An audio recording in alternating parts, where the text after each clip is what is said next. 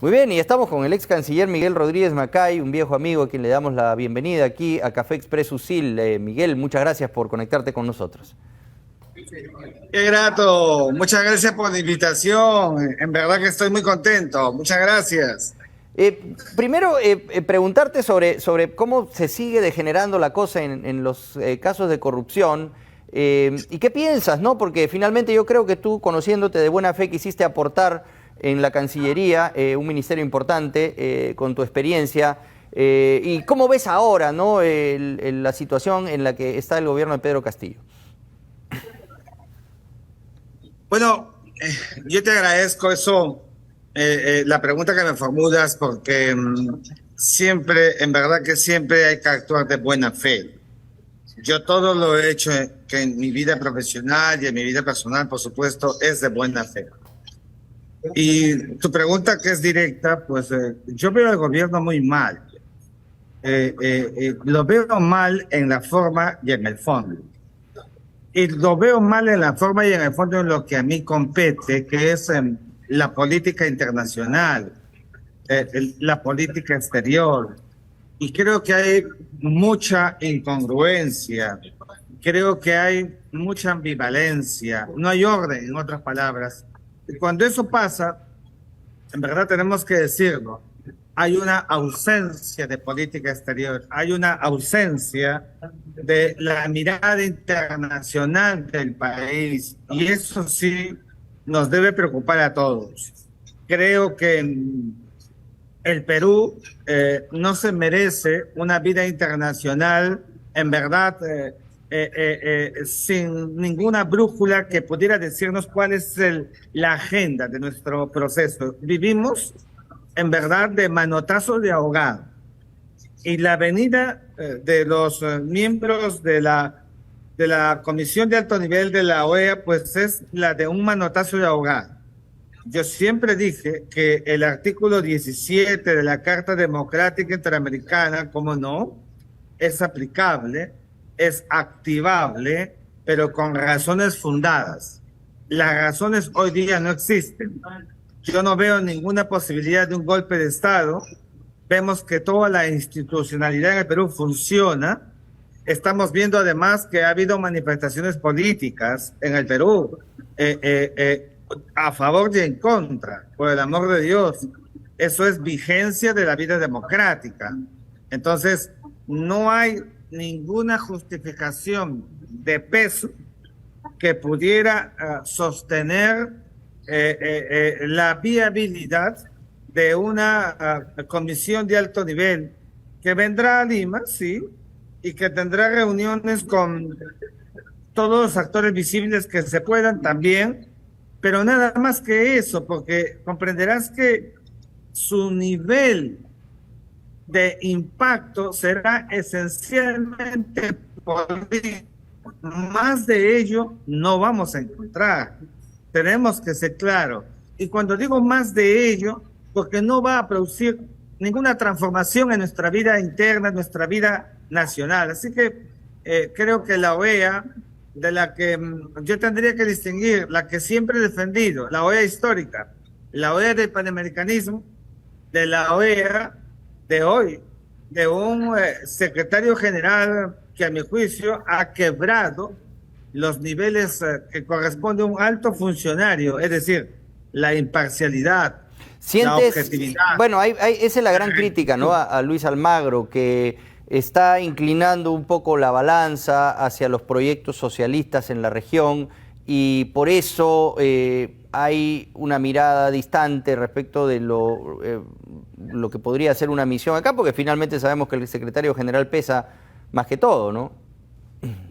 Fíjate, Augusto, yo no quisiera entrar en los detalles de la persona del señor Almagro, con quien además tuvimos contacto mientras yo era canciller.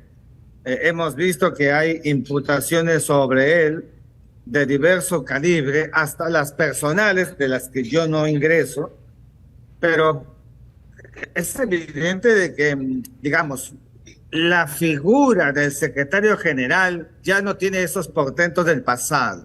No es un Ballena Suárez que era realmente extraordinario exponente para el Brasil y para América, de un secretario general de polendas. No lo es. Creo que Almagro está llevando a un mínimo la figura del secretario general de la organización más importante del continente. Eso es lo que más me preocupa, Augusto. La OEA, ya has visto cómo le han querido bajar la llanta a través de otras organizaciones concomitantes que se han querido crear o surgen, y hay que empoderarla.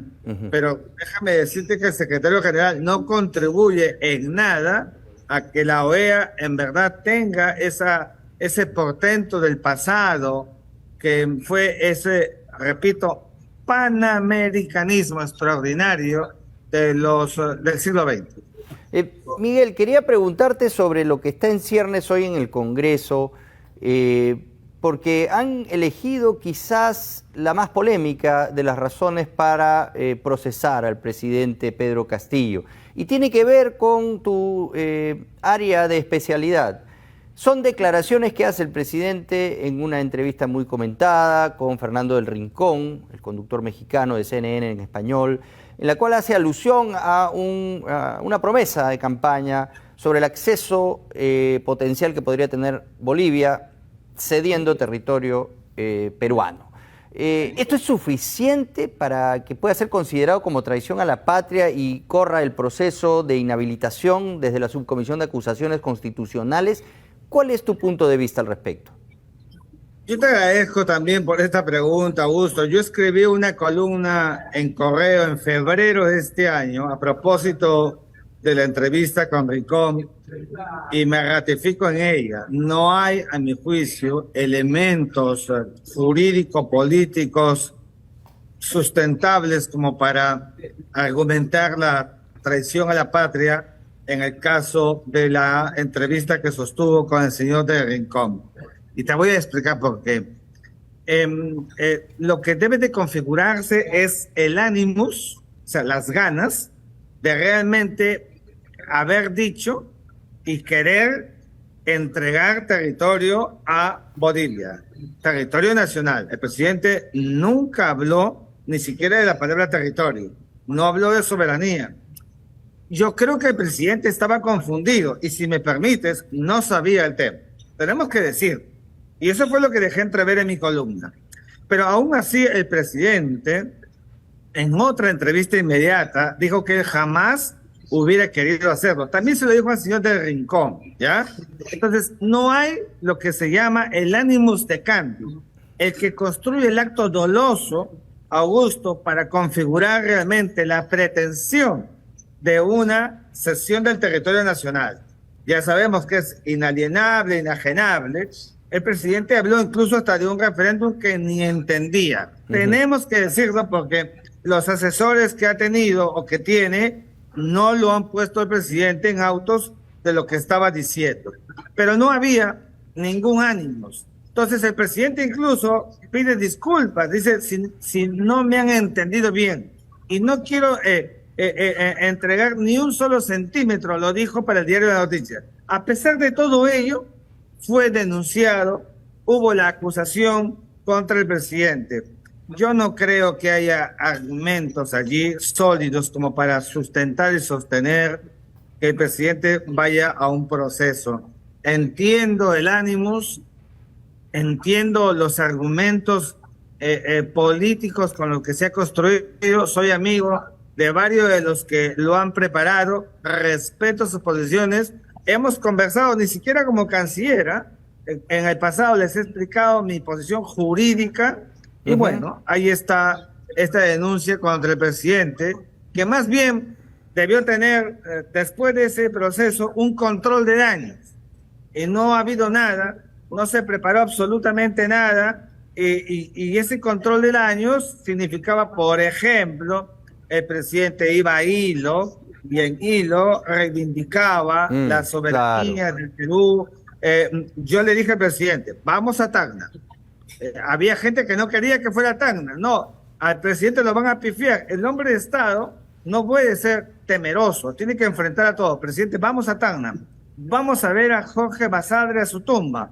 Diga usted, en verdad que si lo cree como que lo creyó, vamos a recuperar el espacio vital del Chinchorro, que es propiedad privada del Perú. Usted tiene que dar signos visibles de que el Perú quiere y respeta las relaciones bilaterales con los demás países en términos territoriales, pero al mismo tiempo tiene usted una elevación sobre lo que significa el territorio, el concepto de soberanía. Hagamos este tipo de asuntos, reivindiquemos nuestro imaginario nacional, hagamos y construyamos de una vez y para siempre el consulado en Arica, en la propiedad privada que el Perú tiene en el Chinchorro. Vamos, fuimos a Tacna, como ya viste tú. Habían signos que se hicieron, pero más de ello, comprenderás, no se ha hecho. Yo pronto salí de la Cancillería y no se ha preparado, repito, reitero, esta suerte de control de daños de aquello que el presidente dijo, pero que en realidad no quiso decir. Y esto es muy importante, la construcción de la buena fe. Yo entiendo tu punto de vista y estoy de acuerdo, porque en realidad esta es la más débil de las denuncias que podrían, digamos, sustentar en el Congreso. Hay muchas cosas por las cuales podrían solicitar la vacancia, por mucho menos otros presidentes han sido vacados. Pero ahí tenemos ya un tema de compromisos de algunos congresistas, por decirlo de una manera benevolente, con el gobierno, que finalmente pues no quieren sacarlo porque están de la mano en muchos aspectos, incluso aquellos que debieran ser de oposición. Pero ese es otro tema que no nos concierne. Nuevamente, reiteramos la pregunta, ¿crees que va a utilizar el tema de la inhabilitación por traición a la patria en el caso de Bolivia como para decirle a la OEA, oye, miren ustedes, esto es un abuso?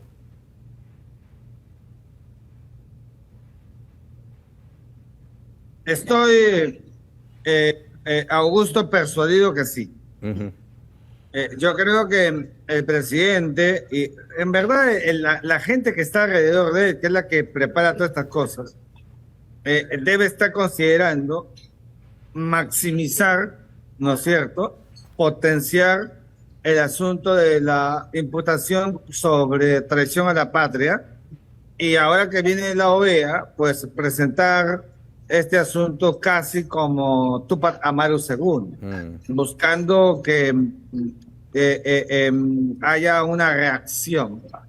Y en verdad que puede conseguir, sobre todo esos correlatos que no son nada ocultables. Ya sabemos que la OEA del señor Almagro es una OEA parcializada y que juega en pared con la representación permanente del Perú en la OEA. Todo eso está muy mal. Y lo digo como, en verdad, internacionalista, desde una visión más ecuménica. La OEA tiene que mostrar, en verdad, si quiere seguir persistiendo, que es lo que nos conviene a todos en el continente, mucho equilibrio. Y el equilibrio pasa por mirar con acuciosidad que todo lo que haga y todo lo que diga la Comisión, pues esté muy pegado, Augusto, a la realidad. La realidad no puede desnaturalizarse. La realidad no puede tergiversarse. Nadie puede sentarse y escuchar que le digan las cosas que solamente quiera escuchar, y recoja y haga un informe sobre lo que conviene. Cuidado con eso. Cuidado con la legitimación, que hay que tener muy en cuenta que el resultado político tiene un impacto económico, tiene un impacto en la visión internacional del país. Mira el dólar dónde está. Sí, pues, pero Miguel, yo sé que hay, y quería preguntarte ya, bueno, sin que caigas en infidencias, porque yo sé que tú eres una persona correcta, pero ¿cuánta presión ejercen en Washington, en la OEA, en foros internacionales importantes, embajadores como Manuel Rodríguez Cuadros o Harold Forsyth, ¿no? Que sabemos ellos están haciendo un activismo político en defensa de Pedro Castillo ultranza afuera. ¿Los has sentido en Torre Tagle cuando has estado ahí? Mira, no cometen ninguna infidencia. O sea, ellos tenemos que ser claros. Nunca han pensado en la política exterior del Perú. Han pensado en la política de ellos mismos, de sus intereses. ¿Tuviste problemas con ellos cuando estuviste en la y- Cancillería? ¿Perdón? ¿Tuviste algún problema con ellos de acciones que No. tomaban con las que no estabas de acuerdo? Jamás he tenido un problema con Manuel Rodríguez Cuadros y con Harold Forsyth menos, ¿sabes? Porque yo no he tenido mayor contacto con él cuando me convoca para el tema de la Corte de la Haya, como sabes, a mí y al ex canciller Marchand, nada más. Pero con Manuel Rodríguez Cuadros tuvimos un proyecto académico, pero no. Yo creo que ellos han hecho todo lo que has visto, esta conspiración, con el único objetivo de conservar sus misiones diplomáticas, su misión de la representación permanente del Perú en la ONU y la representación permanente del Perú en la OEA, sea Rodríguez Mackey o el que estuviera, porque la idea era conservar esos puestos. Tenemos que abrir los ojos y, por supuesto, lo digo a todos los peruanos, y mirar que cuando se renuncia a los intereses del Estado, a los intereses nacionales, y se priorizan los personales, en verdad que se perdió. No hay política exterior, no hay política internacional. Eso es lo que más, en verdad, nos debe preocupar a todos los peruanos. Claro, porque César Landa, digamos, yo pensaba, de verdad que estoy decepcionado de su actuación. Yo sé que era una persona bien preparada, bueno, es un jurista, un constitucionalista, pero en fin, podría haber hecho un buen papel y terminó reducido a, para mí, lo peor, ¿no? Que yo sé que también lo has criticado mucho, es mentirle al Vaticano, ¿no? O sea, decirle una mentira al representante del Vaticano que además debe estar mejor informado que nadie respecto de quién recibe. Y claro, lo único que hacía el cura, pues pobre era, sí, ¿no? Con cierta anuencia y empatía, le decía, bueno, sí, ¿no? Y le seguía la cuerda, pero obviamente la información hoy en día pues se disemina inmediatamente por todas las redes que existen y esa interacción llegó acá al Perú y nos generó muchísima vergüenza, ¿no? ¿Qué piensa de César Landa? Mira, yo no sé qué pensar, en verdad me da mucha pena, mucha lástima. Los académicos, lo primero que pensamos es en nuestros alumnos. ¿Cómo ingresas a la clase? ¿Cómo te van a mirar? Es lo que yo siempre he pensado. Te hablo de mí, por ejemplo. O sea, ¿con qué rostro puedo entrar a una clase? Y yo entro a mis clases, mis alumnos, ahora que saben que he vuelto a la academia, me buscan, doctor, queremos que nos dicte clases, quieren hablar con el decano para que yo les vuelva a dictar clases. Ya estoy otra vez dictando clases. Eso te da, pues, evidentemente, un enorme soporte moral. Cuando un profesor pierde todo eso, en verdad, está en el suelo. Yo creo que hay que ser consecuente. Yo creo que cuando uno asume un puesto de Estado, Augusto, debe pensar en la patria, no en el fajín. Los que piensan en el fajín son porque no leen, no entienden lo que es el sentido de la patria. Si yo hubiera querido quedarme con el fajín, lo paso por alto y le digo al presidente cualquier cosa y sigo al frente. ¿Cómo se llama eso? Se llama ser arribista. Yo no soy arribista. Yo soy un hombre con principios y siempre me he conducido así. Por eso es que, te acordarás, cuando asumí la Cancillería, la primera semana, me daban con todo, sobre todo mis amigos de la derecha, con todo. Cuando vieron que realmente Rodríguez Mackey estaba cumpliendo lo que siempre ha dicho, era consecuente con mis cosas, entonces dejaron de hacerlo los de la izquierda, mis amigos de la izquierda, me empezaron a dar con todo. Sí. ¿Qué es lo que estamos viendo? Que la política es en verdad un espacio donde todos quieren el poder. Yo cuando me retiro de la Cancillería, el mismo día que le presento al presidente mi renuncia, Augusto, le dije, presidente, si hay algo que sí debo decir, no me di cuenta, porque tampoco no puedo ver todo, es que no me había percatado, Augusto, la cola de espera, la montaña de gente que quería ser canciller de la República. Mm, Imagínate lo que te quiero decir. claro. Y cualquier cosa para ser cancilleres de la República, ¿no? Cualquier cosa. Entonces, ¿por qué? Porque no se piensa en el país, no se piensa en Ese la es el patria. problema del gabinete que actualmente está ahí en el poder, liderado por un personaje además cáustico como es Aníbal Torres. Miguel, yo quería invitar a la conversación a Adriana Hidalgo. Ella es alumna de la carrera de Comunicaciones, y lo que nosotros hacemos aquí es permitir que la voz de los jóvenes también sea escuchada. Y yo sé que tú eres un profesor universitario, y que vas a apreciar poder conversar también con una de nuestras alumnas que estudia además periodismo. Adriana, adelante. Buenos días, señor canciller. Muchas gracias, Augusto, por el pase.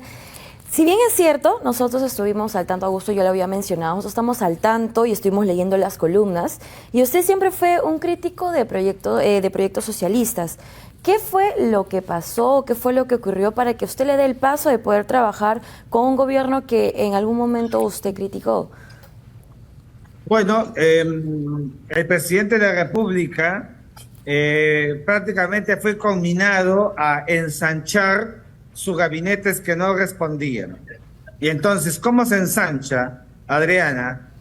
Yo no creo que pueda ser un ensanchamiento de izquierda, ¿no? Se ensancha centro y se ensancha derecha.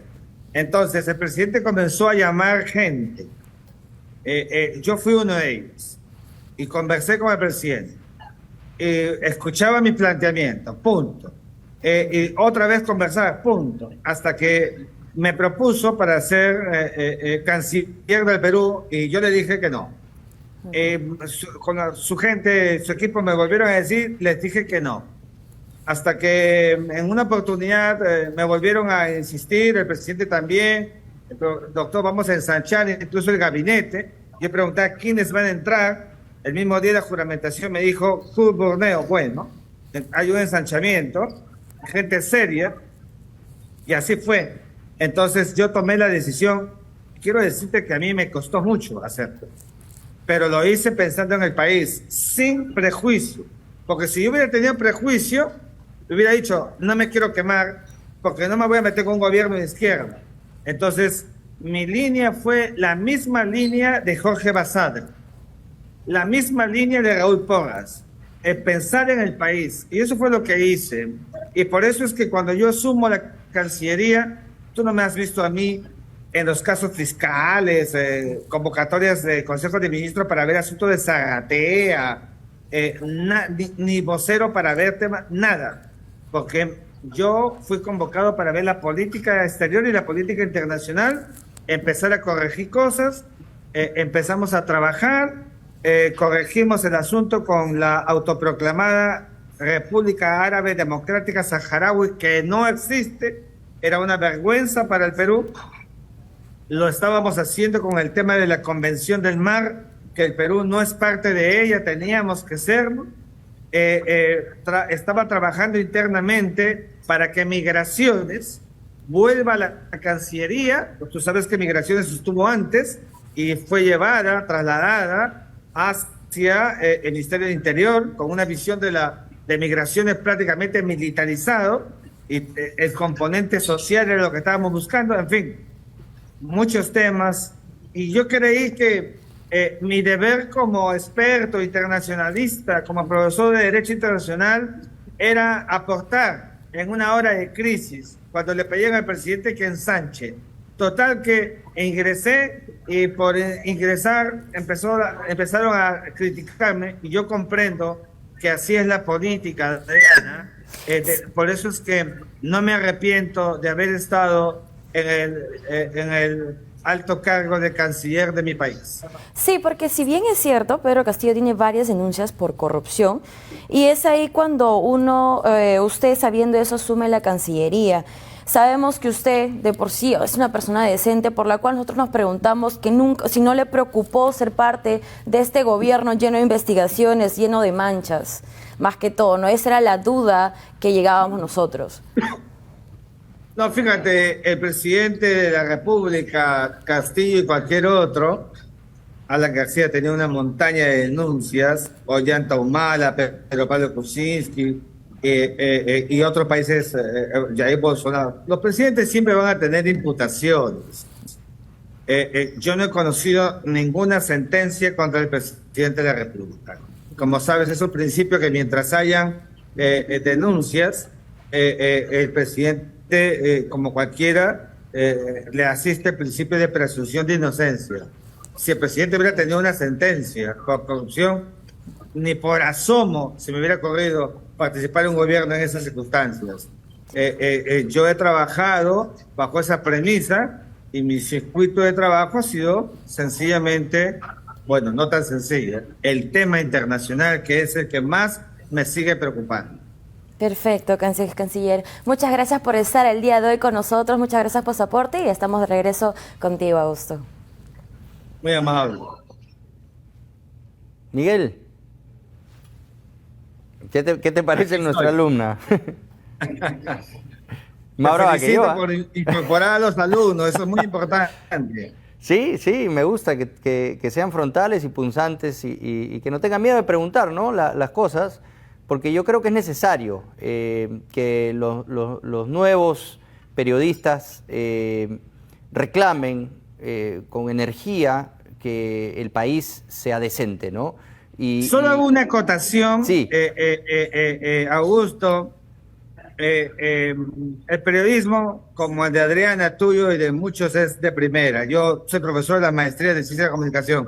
Lo que no debe haber es el insulto. Sí, es correcto. Se degenera, es verdad. Y siempre guardando las formas. Hubo un periodista que a mí me insultó, me dio mucha pena, porque lo creí un periodista de primera, se llama Philip Butters. Y entonces Philip me insultó y a mí me da mucha pena. Yo hubiera podido proceder y tantas cosas, pero me dio mucha pena que bajara tanto. Yo le tenía mucho respeto a Philip, lo digo abiertamente, pero me descorazonó que yo las críticas las acepto, pero no el insulto. Y eso no estuvo bien. Tienes razón, nunca se debe, digamos, llegar a ese nivel de ofensa, es verdad. Pero bueno, nosotros estamos muy agradecidos de que hayas compartido tu valioso tiempo con nosotros aquí, siempre muy didáctico y conocedor del ámbito internacional, y además con una experiencia de haber sido parte del gobierno de Pedro Castillo hasta donde pudiste trabajar, ¿no? Porque lamentablemente este gobierno, en vez de apostar por personas bien preparadas, que tengan una idea clara de qué es lo que se debe hacer. Bueno, todavía tenemos a Kurt Burneo, ¿no? Que lo mencionaste, eso por lo pronto es bueno y ha tenido un impacto positivo en CADE, pero ahí vamos luchando. En fin, no hay que perder el optimismo y tratar de siempre por las vías democráticas generar una salida a esta crisis que estamos viviendo. Muy agradecido y muy grato verte nuevamente, Miguel, te deseo siempre lo mejor. Gracias, Augusto. Mis saludos a todos ustedes. Buenos días. Encantado de tenerte. Muy bien.